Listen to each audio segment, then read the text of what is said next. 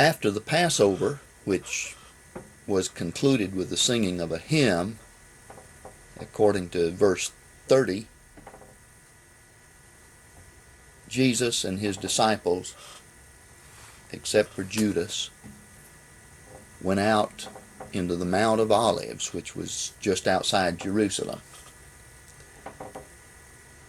In that setting, Jesus makes a prediction with regard to the spiritual danger that the disciples are going to fall into that very night. And it is a warning and a prediction which is just incomprehensible to the disciples. And so this passage is going to show us, on the one hand, the foreknowledge of Jesus and the understanding and awareness of what was about to happen, and at the same time, the complete incomprehension of the disciples. He was aware. He understands what is about to happen. They do not. The initial prediction with regard to all the disciples is made in verses 31 and 32. Then said Jesus unto them, All ye shall be offended in me this night, for it is written, I will smite the shepherd, and the sheep of the flock shall be scattered abroad. But after I am raised up, I will go before you into Galilee. The word for offended, the Greek term, is the word skandalizo. It was a word which referred first to the stick that served as the trigger of a trap. The bait was fastened to it, and when it was tripped over, it released the trap. And then later the word came to refer to the trap itself. So Jesus is talking about how his disciples would fall into a dangerous situation this night, he says. It is further explained, or perhaps a reason for this is given, from the quotation of Zechariah chapter 13 and verse 7 in the latter part of verse 31 here. For it is written, I will smite the shepherd, and the sheep of the flock shall be scattered abroad. So the trouble that he is anticipating is explained as a scattering of the sheep that comes about as a result of the smiting of the shepherd. And then the third point that he makes is in verse 32. This condition, this scattering, is not permanent.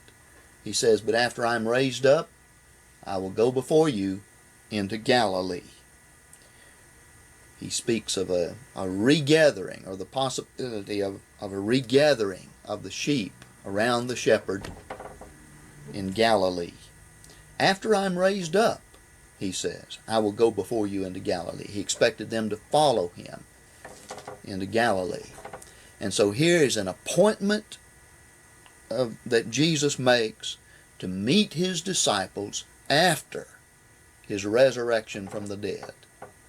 I'll tell you what, if his word holds good, even in spite of death, then what kind of a trial would ever be able to overcome his word? It would be good under any circumstances.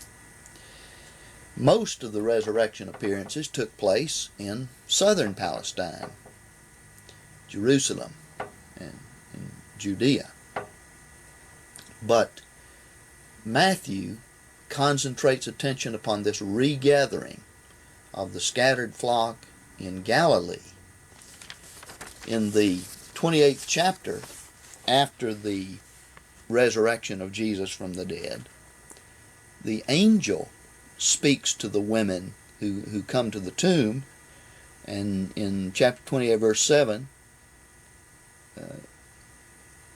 he tells them, Go quickly and tell his disciples, he is risen from the dead, and lo, he goeth before you into Galilee. There shall you see him. Lo, I have told you. And then in verse 10, Jesus meets the women and appears to them. He says to them, Fear not, go tell my brethren that they depart into Galilee, and there shall they see me. And finally, the Gospel of Matthew comes to a conclusion with the appearance of Jesus on the mountain in Galilee. Chapter 28, verse 16. But the 11 disciples went into Galilee, unto the mountain where Jesus had appointed them. And it is there that he gives the commission to go and turn the nations into disciples of his. He gives that commission to his disciples. But this announcement that Jesus makes is just incomprehensible. And Peter, as usual, takes the lead and speaks for the rest. Peter answered and said unto him, If all shall be offended in thee, I will never be offended. And so he challenges the words of Jesus. He challenges his words. He had done this before, and he simply will not learn. But it was just inconceivable to Peter that the disciples would not be loyal. This was an expression of his love and of his loyalty to Jesus. But however touching that might have been to Jesus, it showed that Peter was not listening. He was not taking Jesus' warning seriously. And as a consequence, he would not be prepared for the coming crisis. He would not use the time that they would have in the place called Gethsemane. He would not use that time to good effect in making preparations. And it all goes back to not listening to Jesus, not taking his words seriously. Do you see a lesson to be learned from that? In verse 34, Jesus said unto him, and he gives him this solemn warning, Verily I say unto thee, that this night before the cock crow, thou shalt deny me thrice, 3 times. And so a specific warning with regard to Peter, and most solemnly expressed. But the designation of the time seems to me to be a key factor. This night, before the cock crow, thou shalt deny me thrice. And so when the cock crows, that will be something that will awaken Peter and convict him with regard to the greatness of his sin. And it becomes an aid on the way to recovery. So even the way in which Jesus designated the time in which this would take place becomes something that will be an aid to the recovery of Peter. He is thoughtful of his disciples in every way. In verse 35, Peter protests his loyalty, and so do all the other disciples. Peter saith unto him, Even if I must die with thee, yet will I not deny thee. Likewise also said all the disciples. So Peter imagines the greatest extreme in conditions possible. Even if I have to die with you, I will not deny you. And he felt sure that he would be loyal to the Lord no matter what. In fact, as we will see in what follows, he would have died with the Lord. He was ready to die with him. But he didn't understand the situation. And he didn't listen to the Lord here. And so he fell into the serious trouble that Jesus predicts. And so here in this passage we have the foreknowledge and the awareness of Jesus, and we have the incomprehension of the disciples. And so the consequence is that Jesus will have to suffer entirely alone. It is a burden that only he will bear, he can bear, and he will not have the support and the sympathy of his disciples with him as he goes through this. So then, Jesus comes to a place called Gethsemane, and there is where he will make his preparations for the cross. I believe that's the meaning of Gethsemane, this period that is described here in verses 36 through 46. Jesus is making preparations for the cross, getting his mind ready. Verse 36 says, Then cometh Jesus with them unto a place called Gethsemane, and saith unto his disciples, Sit ye here while I go yonder and pray. It was a garden. The word Gethsemane comes from the word oil press, and so this was a garden or an olive orchard on the Mount of Olives. He went to the Mount of Olives as his custom was, Luke chapter 22 verse 39 says.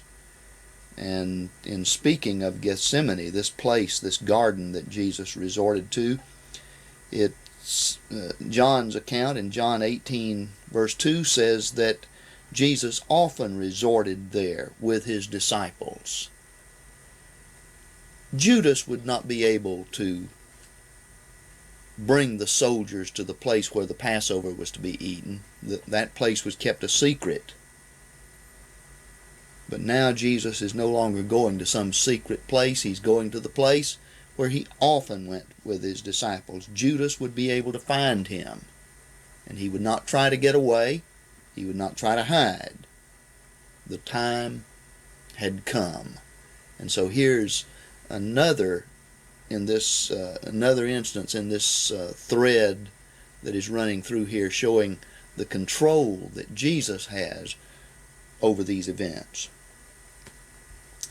We're told that he chooses Peter, James, and John, as he often did, and separated from the other disciples with them. And in verse 37, and he took with him Peter and the two sons of Zebedee, and began to be sorrowful and sore troubled.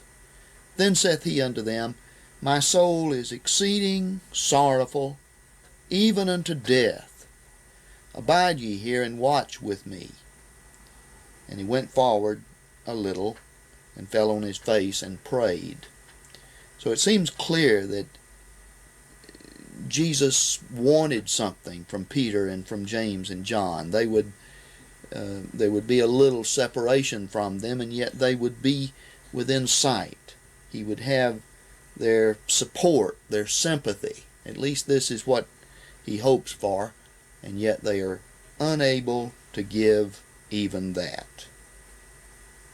Verse 39 describes the prayer. He prayed, saying, My Father, if it be possible, let this cup pass away from me. Nevertheless, not as I will, but as thou wilt. So he recoils from this cup which he has to drink.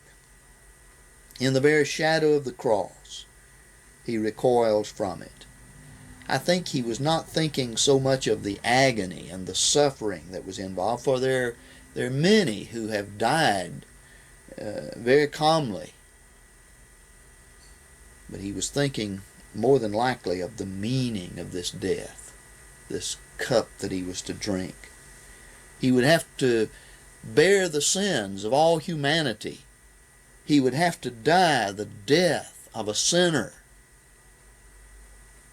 This one who had never committed a single sin in his entire life. He would have to die the death of a sinner. And so everything that is in him recoils from the experience. If it be possible, he says, let this cup pass from me. It was not possible. It was and it wasn't. Verse 53 will tell us that he could have called 12 legions of angels and escaped the fate that came upon him from the soldiers. It was not a lack of power that made it impossible to escape this. But the point is, it was not possible that he avoid this cup if we were to be saved. If we're going to be saved, he has to go to the cross. And then notice that he never considers any action outside the Father's will. He asks this only if it's possible. And by that he means within the scope of the Father's will. Nevertheless, he says, not as I will, but as thou wilt. So he never considers any action that would be outside the will of the Father.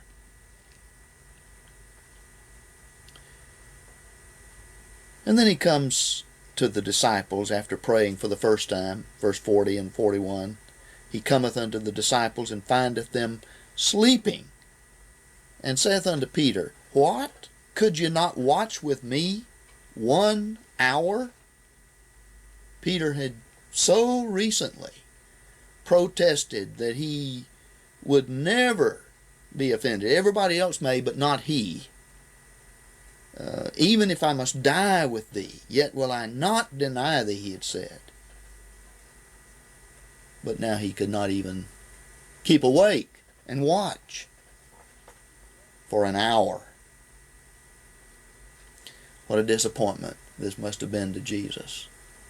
How much it must have added to his suffering that the disciples could not give him any support in this period when he solicits their help, and he must suffer alone. He must face this thing entirely alone. He goes on in verse 41 to exhort Peter and the others, Watch and pray that ye enter not into temptation. The spirit indeed is willing, but the flesh is weak. That seems to me to say that Peter and the others should have been using this time to prepare just as he was using this time to prepare. A great trial was coming, a great temptation. And so they needed to watch, they needed to pray, that they enter not into temptation. They needed to make preparation. But they had not taken him seriously when he warned about the crisis that was coming. They had not taken his word seriously. And so they do not use this time to prepare for what is ahead. Jesus uses the time, and they do not. And he is ready, and they are not. He, in effect, in verse 41, the second part of it, gives a reason for using this time to prepare. The Spirit indeed is willing. And yes, the willingness of the Spirit was shown when the disciples had all protested that they would die for him, but they would not deny him. And they expressed their loyalty. That showed their willingness, but he says the flesh is weak. And the weakness of the flesh had come out even in this moment, when they could not even stay awake and watch with him and pray and prepare. And so there's repeated prayer, a second time and a third time. Verses 42 and 43. Again, a second time he went away and prayed, saying, My Father, if this cannot pass away except I drink it, thy will be done.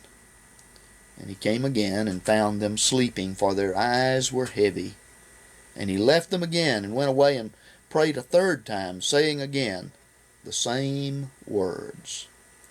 And so always there is the commitment to the will of God. He cringes before the cross, but he will not escape the will of the Father.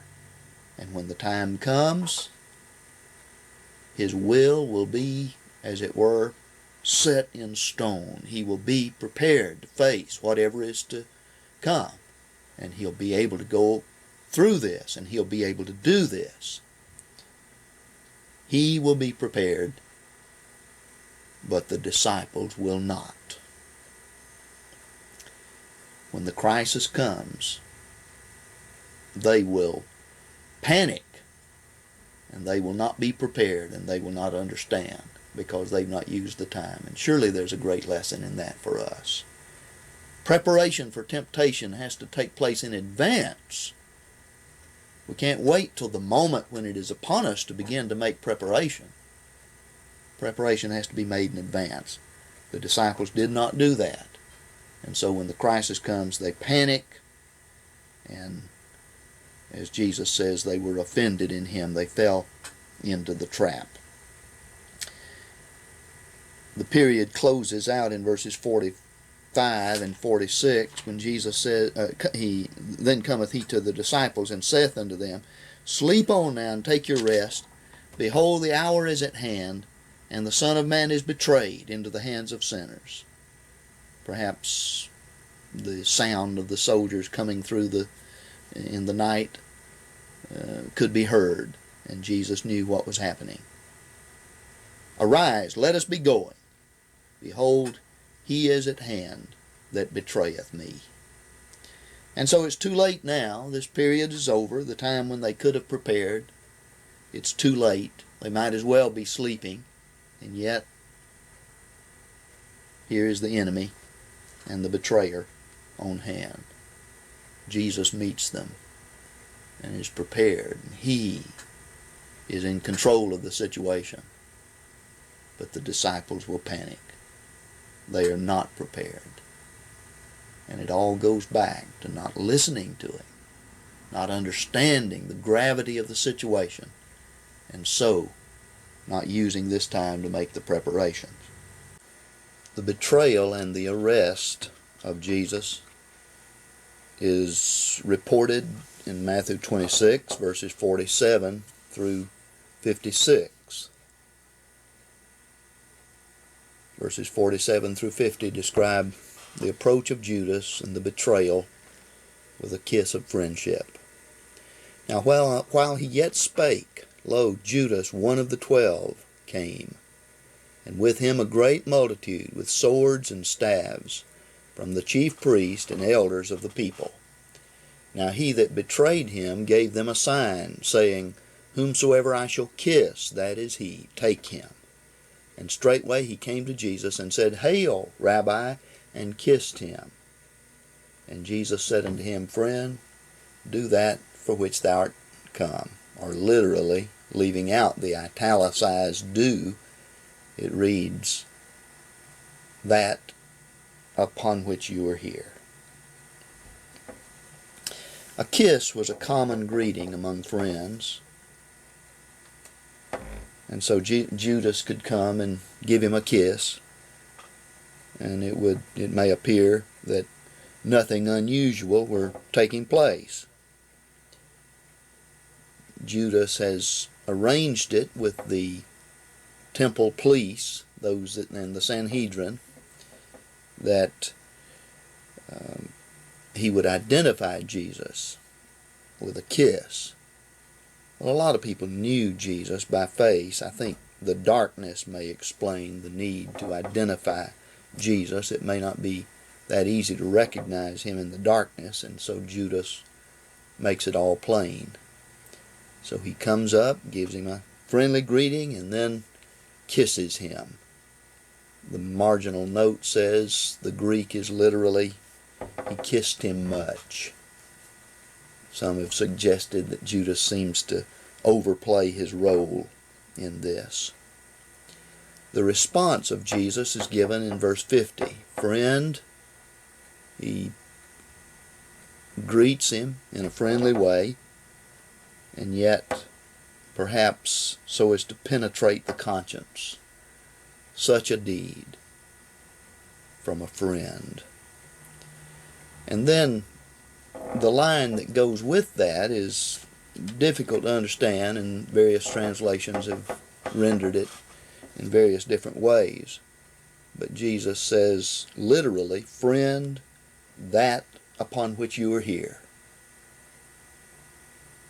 It almost seems to me as if that requires an exclamation point. Ritterboss has thought that this may be a painful, ironic outcry that showed Judas how scandalous and contemptible his action was. Jesus thus showed Judas that he saw through him and knew how despicable his greeting was. That upon which thou art come, just an exclamation. Such a deed that you have come to do. And so it would seem that Jesus just reaches out to Judas in every way possible. If there is anything that could reach the conscience, surely something in Jesus' treatment of him would, but nothing could. Well, Peter had told the Lord that he would die for him, but not deny him. And he shows a great deal of courage here in verse 51, as uninformed as it is. And behold, one of them that were with Jesus stretched out his hand and drew his sword and smote the servant of the high priest and struck off his ear.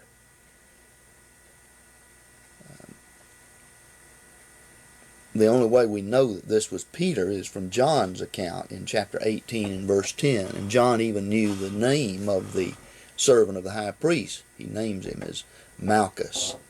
Well, Peter was no doubt not aiming at his ear. He was trying to take his head off, I imagine. And the fellow must dodge, and all he can get's his ear. So this attempt to defend Jesus with the sword just turns into a ludicrous comedy thing, and it could have done a great deal of harm had not Jesus, according to one of the accounts, immediately healed the man's ear. Otherwise, it may have been disaster for Peter and for the other disciples there. Jesus rebukes him with some explanations in verses 52 to 54. Then said Jesus unto him, Put up again thy sword into its place. And his first point is, For all they that take the sword shall perish with the sword. The sword, in such an illegitimate use as this would be, is of no help at all. And those who make the appeal to that kind of violent resistance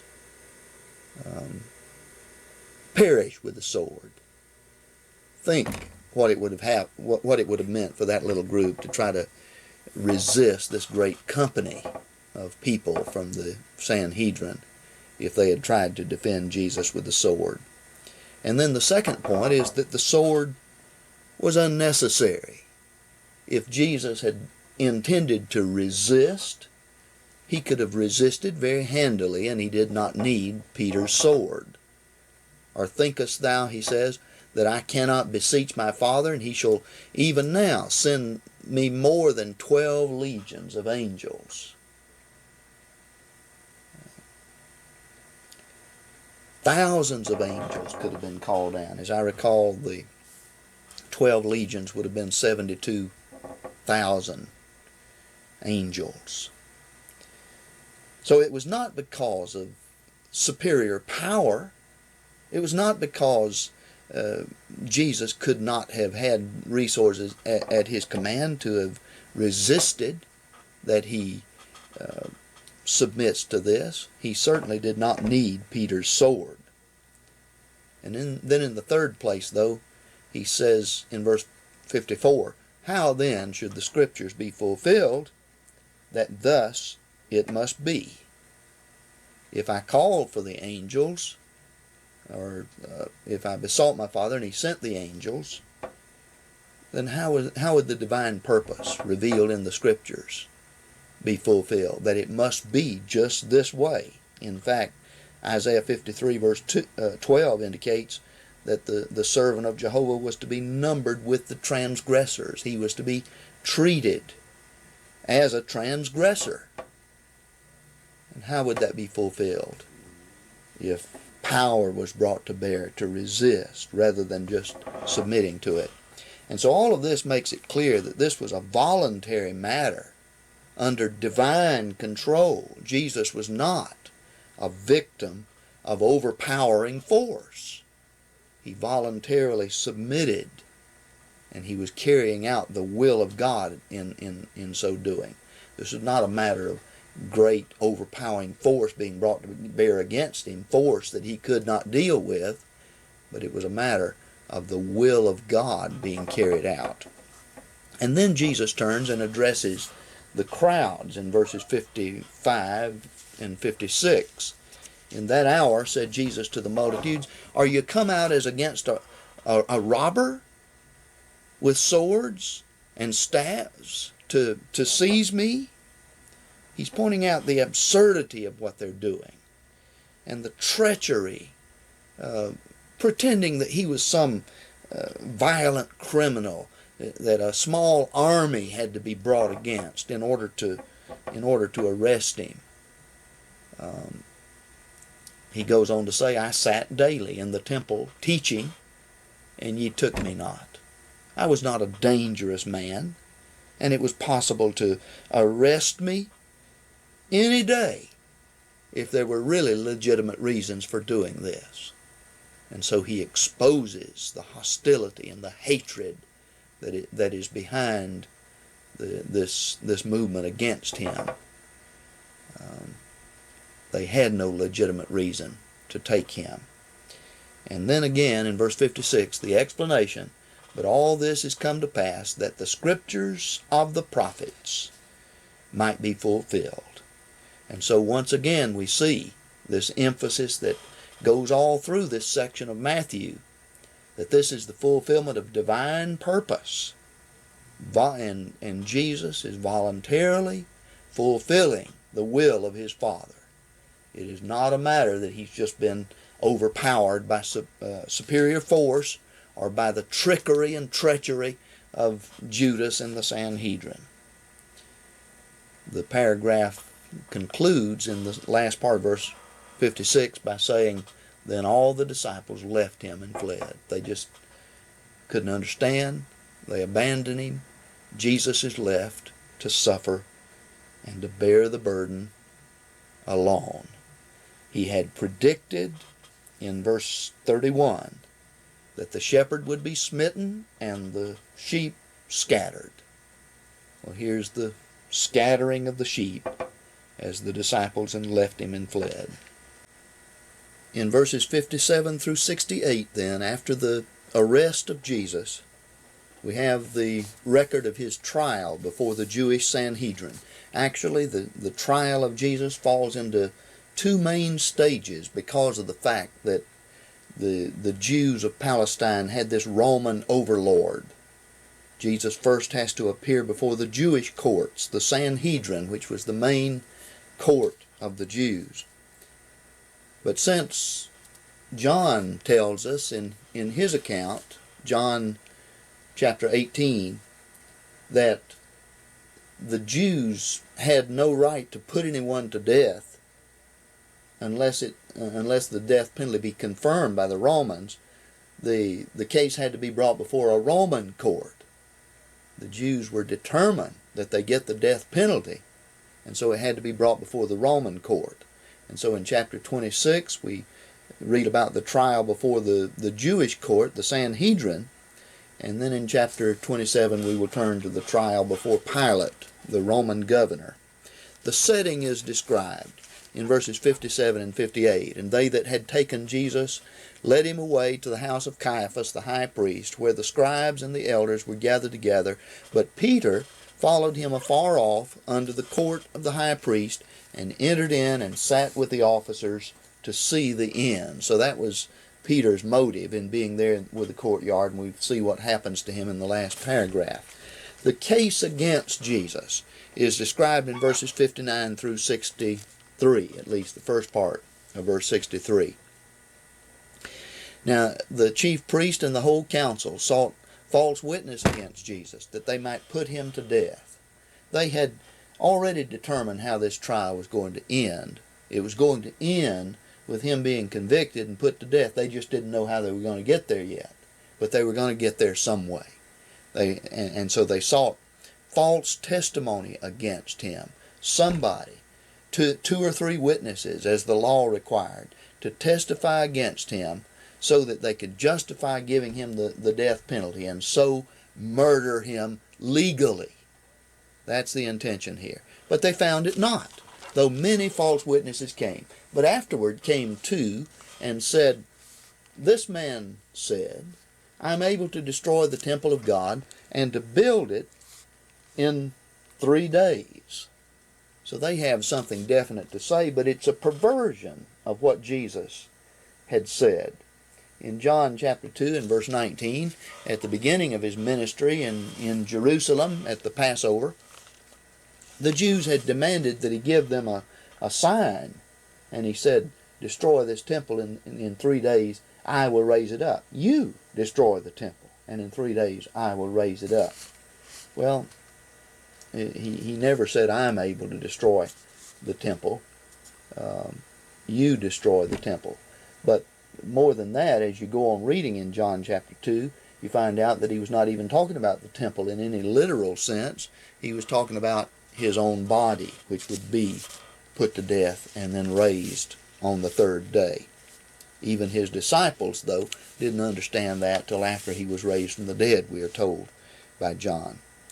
Mark tells us, chapter 14, verse 59, that even these witnesses, though, could not agree. And so the case is just falling apart. At this juncture, the high priest enters into it in verse 62 and puts the pressure on, trying to make Jesus convict himself. And the high priest stood up and said unto him, Answerest thou nothing? What is it which these witness against thee? So explain what these are trying to say.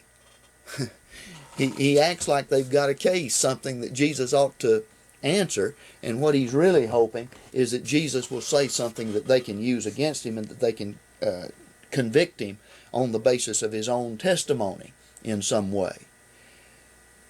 When the statement is made at the beginning of verse 63, but Jesus held his peace, I think the explanation is that Jesus sees that they don't have a case. There is nothing to answer.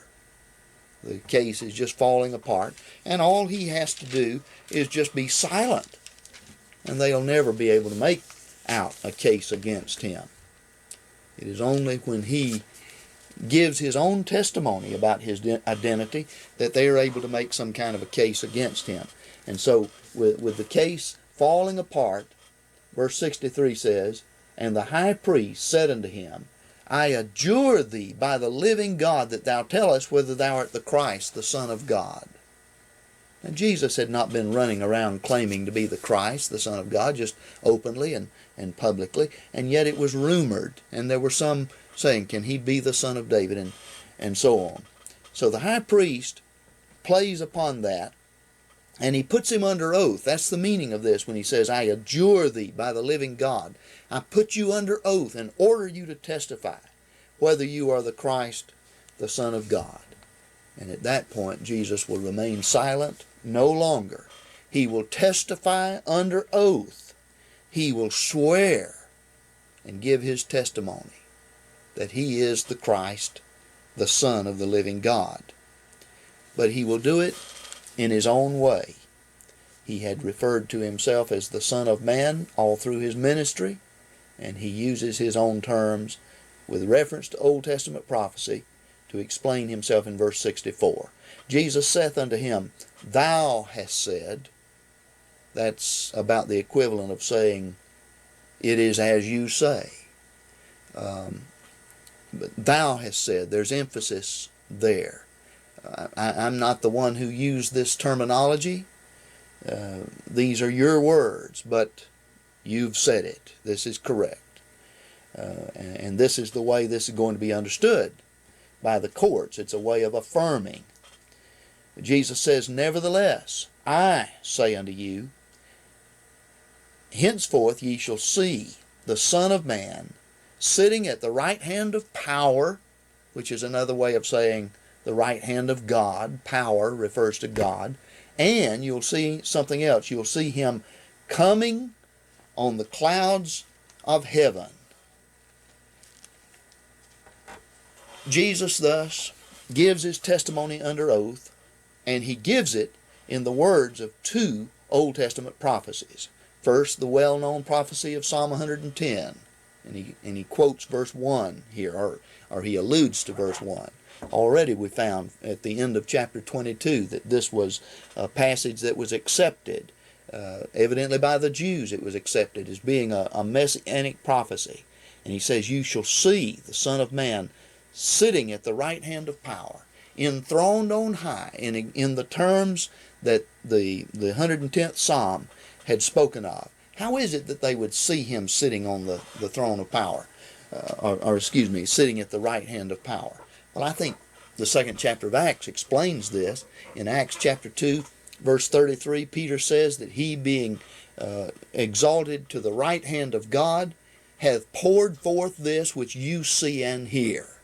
So the effects that were occurring on the day of Pentecost, The phenomena of Pentecost, things that they saw, that they heard, were the fruit of his enthronement.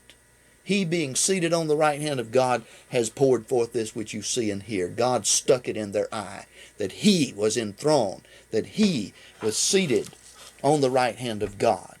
And then the other point is from Daniel chapter 7, verses 13 and 14, which refers to the one likened to the Son of Man, and one who would, the reference to the coming on the clouds is a reference to that.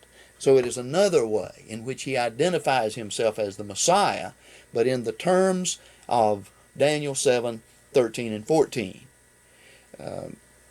When did they see that? See him coming on the clouds of heaven?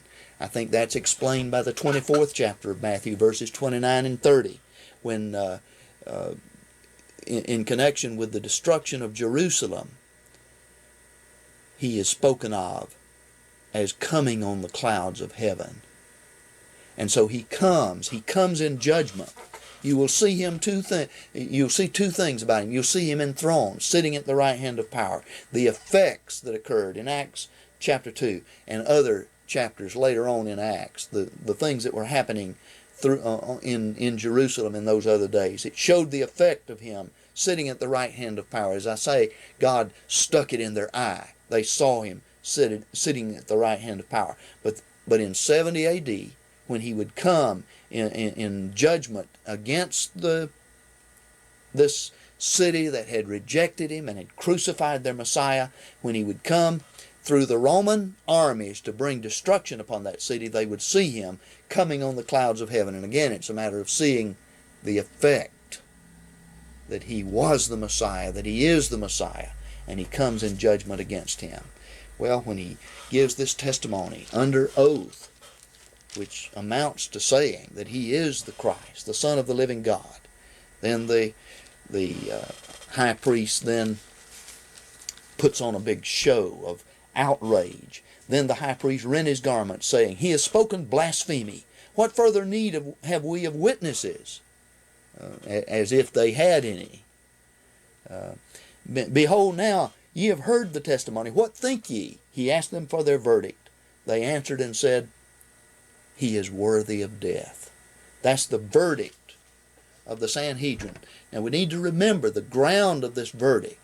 His claim to be the Christ, the Son of the living God, the Messiah of Old Testament prophecy.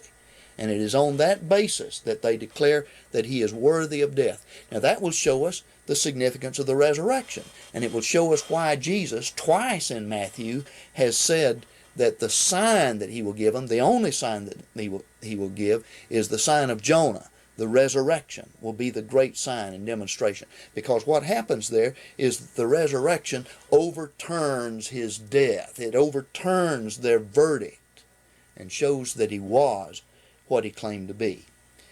Well, now we read in verses 67 and 68 this outrageous behavior.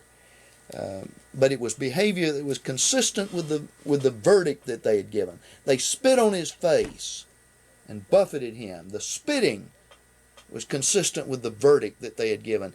Spitting to show that he has no authority. And then buffeting him and smiting him with the palms of their hands. The blows would demonstrate the lack of power. And then prophesying to us. Mark's account, chapter 14, verse 65 says they covered his face, they covered his eyes and hid him. And they asked, "Prophesying to us, thou Christ, who is he that struck us?" Show the gift of prophecy. He had said, "You're going to see me sitting at the right hand of power, coming on the clouds of heaven." But his failure to prophesy is taken as proof that he does not have the gift of prophecy with respect to the future. And so Jesus appears here before the Sanhedrin as discredited and rejected. We have no time to develop the denial of Peter, the sad story, verses 69 to 75. I want to just suggest the lessons from the fall of Peter given by a man by the name of Isaac Williams, reported in Plummer's commentary.